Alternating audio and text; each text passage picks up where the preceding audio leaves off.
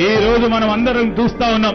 దళిత సోదరులకి సంబంధించి గత ప్రభుత్వం, గత కాంగ్రెస్ పార్టీ ప్రభుత్వంలో ఎస్సీ ఎస్టీ సబ్ ప్లాన్ తీసుకొస్తే మొట్టమొదటిసారి దేశంలోనే ఒక కొత్త కార్యక్రమాన్ని ఎస్సీ ఎస్టీ సబ్ ప్లాన్ తీసుకొస్తే అంబేద్కర్ గారి ఆలోచన మేరకు ఈ రోజు మళ్ళా తిరిగి కాంగ్రెస్ పార్టీ ప్రభుత్వం తెలంగాణ రాష్ట్రం ఏర్పడ్డ తర్వాత మొదటిసారిగా వచ్చిన తర్వాత ఏం చేసింది?